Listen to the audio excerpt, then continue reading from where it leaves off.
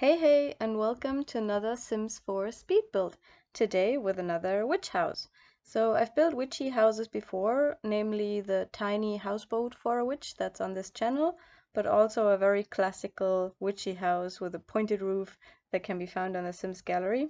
But today this is a bit different because this is a house for a green witch. It's inspired by Annie from the great YouTube channel The Green Witch. So this witch is all about plants and herbs and like brewing potions. So the house has a big garden and it also has what you can already see here, a little treehouse.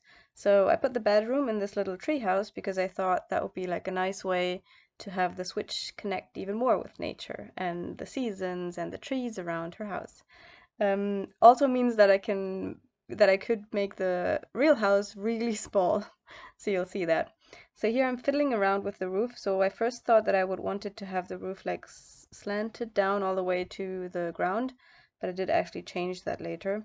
So I did want it to look a bit crooked, but not like your typical tower pointed roof witch house, but a more like organic looking, I guess.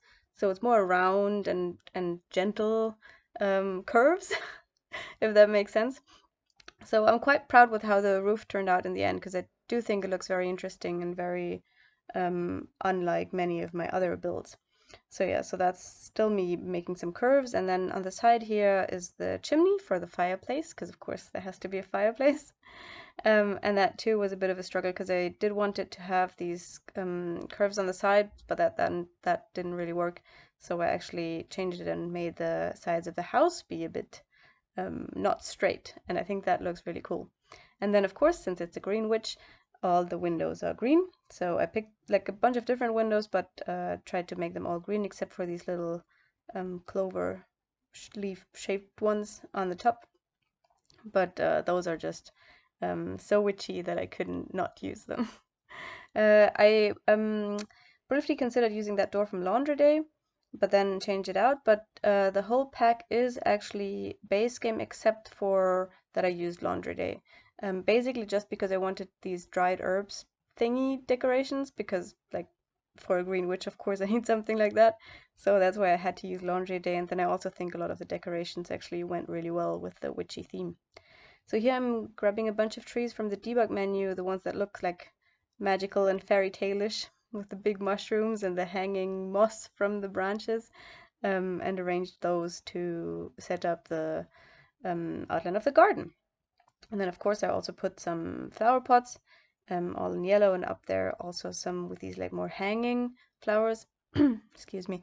And then I used this, I don't actually know what that is, but I used it to cover up the white bottom of the treehouse. I really don't like that we can't color ceilings because I thought that stuck out so much, so I tried to cover it up a little bit with some more greenery. Worked so. Yeah, and then I actually spent quite some time arranging the garden before I went to the inside of the house. So I made these flower beds, I guess, using the rocks on both sides of the house. And then I also used a lot of that green shrubbery and a lot of lavender. So I just made these flower beds full of everything that looked remotely like it could be a witch's herb and used for something. And then of course did that thing again where I use these green tall bushes and have it look like they're growing up the trees and the pillars. Use the same rocks to make a little pathway to the door, which I think looks like nice and magical. And then moving on to the back, again I made these flower beds. I cut out part of that because it took forever to place down all the rocks, but I just like the look of it, so I went with it. And then again just filled that up with all kinds of colorful bushes and flowers. And another one on the other side, and I do like how that looked with like making the entrance way to the door a bit curved. So that's the back door actually. It's a bit ridiculous for a small house like this to have a front and a back door, but I wanted this idea of having like a kitchen door that leads out to the herb garden and stuff. So yeah, so I also use these tree stumps from the debug menu just because they looked more magical, and then that tree with the hanging purple flowers. Yeah, also because just for the magical look. And I put a bunch of planters in the back. I did put some random plants in there, just to make them look full. But of course, as always, if you want to play in this, which you totally can, so I did play test all of this. you can just remove those and you can actually do some planting in here. So the house is like, it is for a witch, but I've left it quite open if it's like Middle Ages or our time. So this could actually also be a modern house, but it could also be back in the day. So it's actually very versatile for playing in it. Of course, you also don't have to play witch in there. You can just play some plant-loving sim. Yeah, since I was using laundry day, I also put the clothes line just because I like what that looks like. Although that also meant that when I was playtesting it, I did have to put a hamper somewhere, which I squeezed into the bedroom later. And yeah, that's basically it for the outside. And we're moving on to the bedroom. As I said, the bedroom is in this little tree house that actually has fairly open windows because I made these half walls on the sides to create really open windows, which means I think that it's technically kind of out in the open. That's why the lighting was so weird. Like the lamps didn't really produce any light. I think it should still be fine with, like, you shouldn't get wet in there or anything because it does have a roof. So yeah. I use these twigs to create a bit of a more fantasy-like bed, like as if you have these bed posts and then the curtains on the side. Because otherwise the bed looked a bit plain. And of course I put candles and a lot of plants in this. And I use that little cute dresser from Laundry Day. I think that's so adorable, and put some more plants on that. So even though it is a 2 people bed, the house only has room for one sim because of the ladder that's in the bedroom. You can actually, I think, only get to one side of the bed because I could get the sim to get off on the other side of the ladder and they wouldn't go to the other side of the bed. So that's a bit unfortunate, but I don't know, maybe one of you can fix that. I couldn't. Yeah, that's all for the bedroom. So moving downstairs, of course I wanted a fireplace and I wanted it to actually work. So I sized down one of the regular fireplaces and I put it in there with this doorway and then put a bunch of debug boards and stuff over it. But when I play tested it, it didn't actually work because it was in the separate room, I suppose, and just was accessible through the door. I did get it fixed, so in the final screenshots you can see how I fixed it, and I actually like the fixed version better. If you want to, please leave me a comment how you like that, and I might make a little tutorial for how I actually ended up building the fireplace, because I was so happy with it. But yeah, I know I've skipped over that, but I did put like a pot on a little stand in there, imagining that that's where you brew your potions.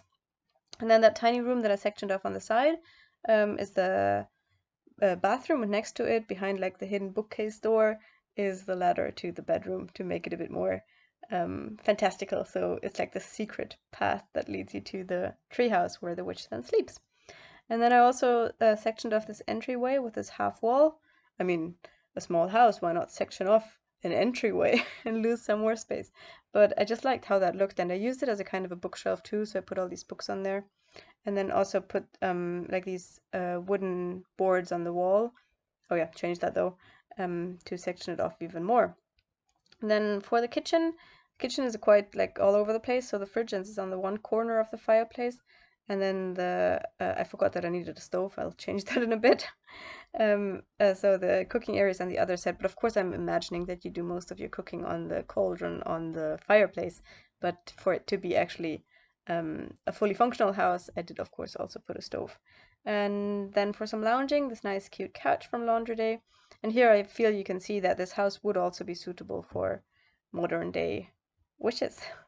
And then I created this bookshelf next to the fake bookshelf, or I guess it's not a fake bookshelf, it's a bookshelf door, and just filled that up with books and anything that looked remotely magical. There I remembered that I needed a stove, put that over there.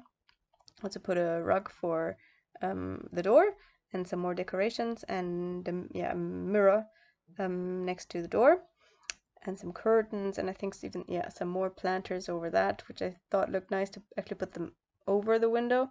And then there are my dried herbs, the reason I had to use Laundry Day. One of them sized down just to make it look a bit more varied.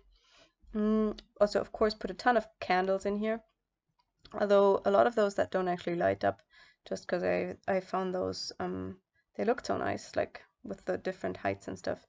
And I used a lot of these jars that I always use in my witchy builds because they look like they could be the ingredients for all the potions you need, like the dried herbs and magical ingredients. And of course, also a scale, very important too. You want to measure out everything precisely. And so this is like the working table, or I guess the altar for the witch. And then I went through the whole menu and just grabbed everything that looked remotely witchy. So there's like notebooks, candles, crystals, jars, a little can, a bunch of plants because it's supposed to be a green witch, a rose, and then more candles, some working candles too. So yeah, so I covered the table and stuff, and then I arranged it in a slightly organized fashion. I'm quite happy with that. I think that for it being just base game and laundry day, I thought that looked really nice. I used this wreath again, but put the sun decoration piece inside to create like a little maybe like a deity thing. Yeah, then I saw this, I guess that's a rug, this flower thing, but I put that outside because I thought you might use that for some magical spells. I don't know. And I thought outside was a nicer place for that. Some more rugs and some pictures, and then I removed all the bright lights and just put some more ambient lighting in there, I guess.